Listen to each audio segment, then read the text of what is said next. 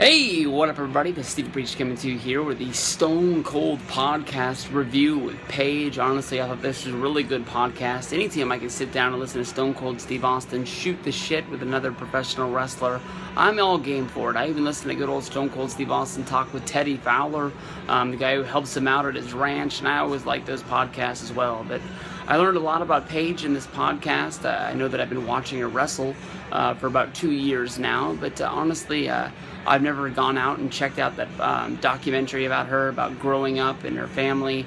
I've heard a lot about it. I've heard that it's award-winning. I told myself after she was on the Chris Jericho podcast, I told myself I was going to go check it out. It's free. It's up on YouTube. It won awards. Honestly, I should check it out to see what's going down with it. I've heard a lot about it for a few years. But with the Stone Cold Steve Austin podcast, definitely a lot of people were negative on the fact that Paige was going to be the featured guest this week, basically saying that she didn't live up to the past guests that Stone Cold Steve Austin and Chris Jericho had. Definitely, Vince McMahon, Triple H, Stephanie McMahon, all of these names, John Cena even, have really contributed to the business. They're on top, and they don't do a lot of radio interviews and things like that, so you don't get to see that side of them. Cena does a lot of interviews, but when Cena goes out there, he's playing John Cena. He doesn't really get down in depth like he did with Chris Jericho, talking about being on the road. You don't hear the stories about going out for Whoppers and Burger King and things like that we heard on the Chris Jericho podcast. But honestly, with Paige, people knocked it a lot, but she's been through a lot.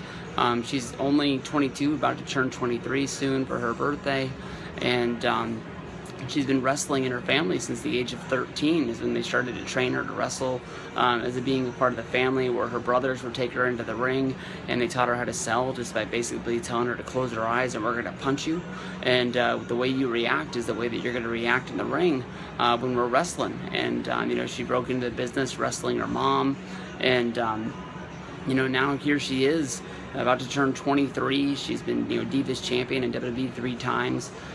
She's been she's one of the lead guests on Tough Enough, picking the people that get put up on the cut block in order to be sent home. You can definitely tell that WWE has a lot of faith in Paige as a wrestler and as a personality. She's really hard on herself. She talks about the struggles that she had going through developmental, being down there basically saying that the girls didn't like her and that she didn't fit in, and she was so far away from home for the first time. It was really, really hard for her. Dusty Rhodes was one of the people that really took her in. She said that Dusty Rhodes really treated her like it was one of her own daughters, basically saying that it was a lot like how he treated Cody as like another chance to fix the things that he had done in his life. Maybe he wasn't the best father to his older sons, but he even called Paige his princess, which was pretty cool. We heard with the Seth Rollins story about Seth Rollins stealing her toaster on the Chris Jericho podcast. So we know that Dusty has a lot of room in a lot of these people in NXT, the people that made it, the people who didn't make it. Dusty takes a lot of those NXT wrestlers under his wings and really did try his best to make sure that they made the best professional wrestlers that they could be, whether it was for WWE or for anywhere else. He really took that as his pet project in order to do it. Paige is wrestled all around the world. She's a big star. She's talked about the things that she learned while she was in WWE. Her first year that she was there, she really had to learn how to pay her taxes.